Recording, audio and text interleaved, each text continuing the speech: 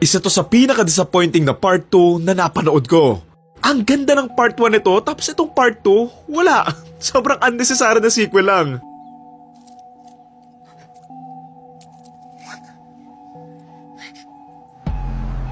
The game will begin They're coming. They're coming. Oh my God. in 5, 4, 3, 2.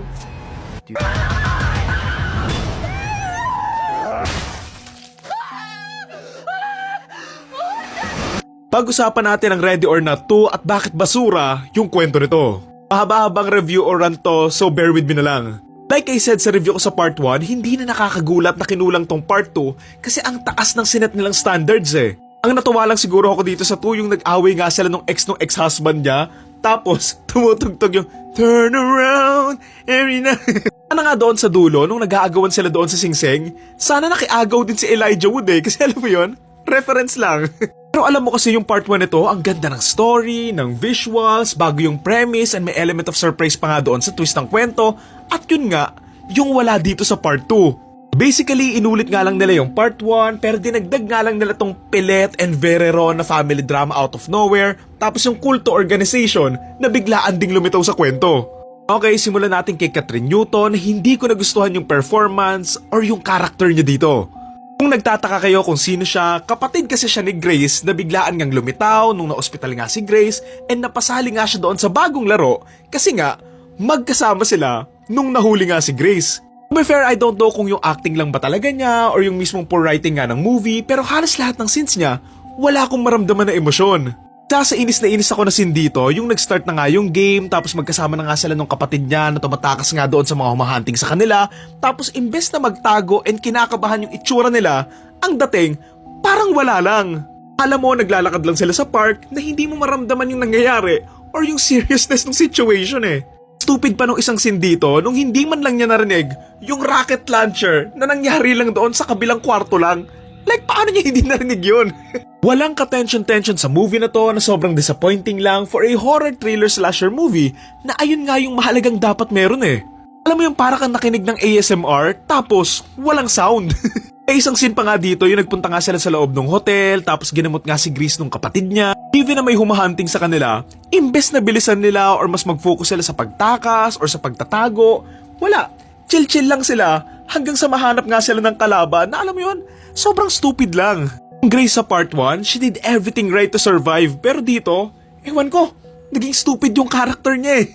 Tsaka kumpara sa part 1, halos lahat ng scenes ni Grace doon nung hinabol na nga siya ng pamilya nga nung asawa niya, lahat doon, takot na takot siya eh. Bawat pakita sa kanya, talagang kinakabahan siya na dapat lang kasi nga kung mauhuli nga siya, matitegi siya eh.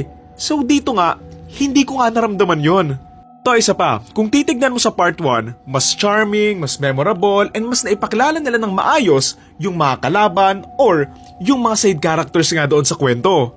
Tak sa akin yung tatay, nanay, kapatid, at yung iba mga kamag-anak nga ng asawa nga ni Grace, pero dito sa part 2, yung mga members nga ng organization, wala silang identifiable character na lahat sila disposable characters lang eh. Kumbaga yung ambag lang talaga nila doon sa kwento, maging kalaban, or mangtegi nga doon sa bida, ayun lang, wala na silang depth.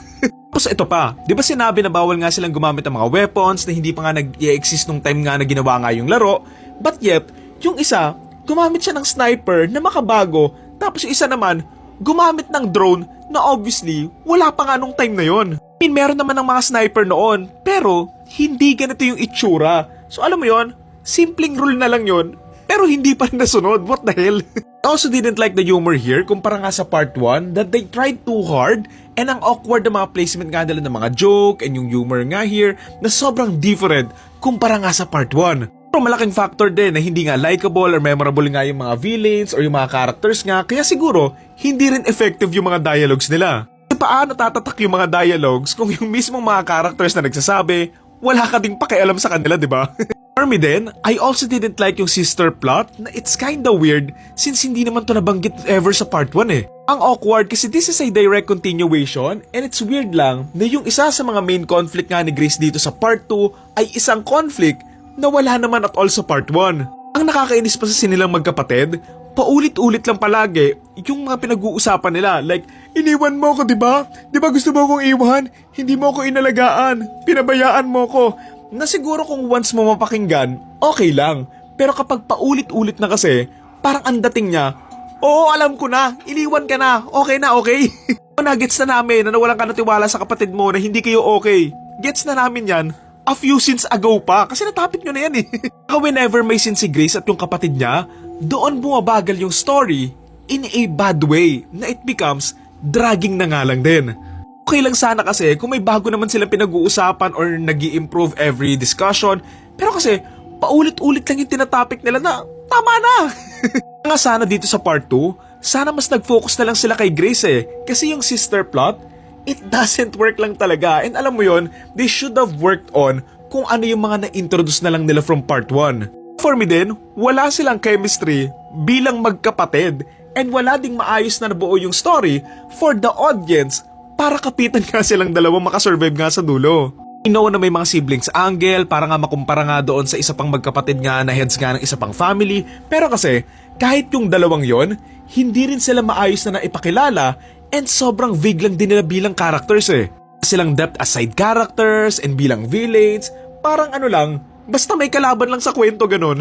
Ayoko doon sa kwento, laging may nadadagdag or nababawas nga na rules out of nowhere na ay may rule na ganito kaya pwede, ay may rule na ganito kaya bawal, na lagi lang siyang convenient para doon sa mga characters na sobrang lazy writing lang nun.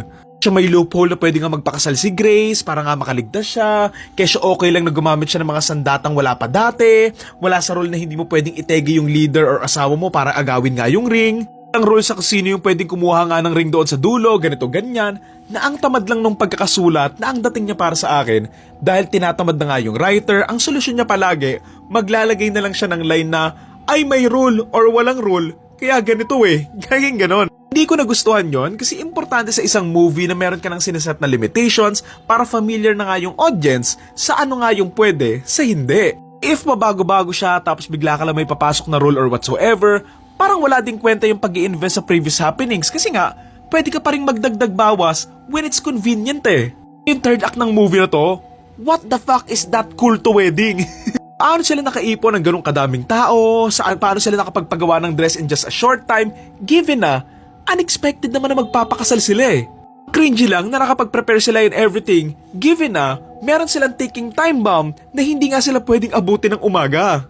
Me, sobrang nakasira siya ng momentum doon sa story, na sobrang lumaylay nga yung kwento, given na, laylay na yung kwento eh. Siguro mag-work pa rin sana yung sa kasal and all, tapos nabaliktad nga ni Grace kasi nga meron siyang nagawang plano, pero kasi, ang pilit na pilit lang yung sa kwento eh. Interesting din naman talaga yung sa dulo na lahat nga sila nategi and nakahanap nga ng loophole itong si Grace para nga makataka sila, but again, hindi lang talaga siya maganda and maayos na na-build up.